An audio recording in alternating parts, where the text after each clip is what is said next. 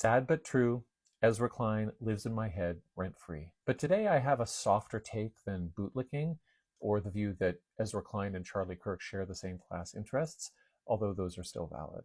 So I had this thought that one thing that might be going on with liberal centrists who think appealing to the right will lead to good outcomes is that whatever tend and befriend instinct they might have for the vulnerable is inappropriately diverted to manage fascist danger. Now, the original work on tend and befriend was done by psychology professor Shelley Taylor, who theorized that in women, specifically mothers with dependents, it was an oxytocin-driven alternative to fight or flight. Also, some trauma-informed clinicians went on to use that framework to describe what some women in abusive relationships do to destigmatize the trope of fawning. But the theory also meshes with attachment patterns, and so it's enlarged beyond sex and gender.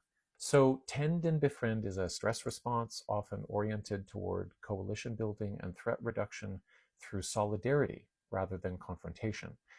But that response can sometimes be applied in ways that just look like compliance. Now, I'm sure there are problems with extrapolating this out to political alliances, but it is pretty clear that every day Ezra Klein wakes up to a fork in the road when it comes to relating to the vulnerable and their allies to the left, and the powerful and the aggressive to the right. Now, his brand is about coalition building against threats, but what are the real threats to the status quo? MAGA, or a left flank that tells him you can't abundance your way out of fascism? So who is he going to tend and befriend? I mean, he hosted Mahmoud Khalil, but really just in the spirit of fairness. This wasn't tending. For Klein, the threat to Democrats is the wokeness that gives normies the ick, but it's the threat of MAGA that injects chaos into the system, and so he tends and befriends toward the center and right. The stress response has pushed him away from solidarity with the weak and towards Charlie Kirk was doing politics in the right way. That glazing tells us something about the ambivalence of the instinct.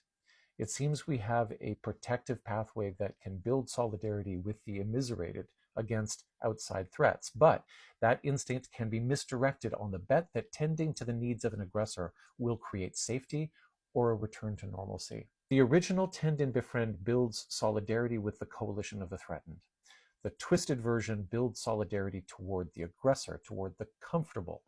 It's like tending to the abuser, although Klein is not really the victim, is he? Maybe the neurosocial scrambling here does come back to class interests.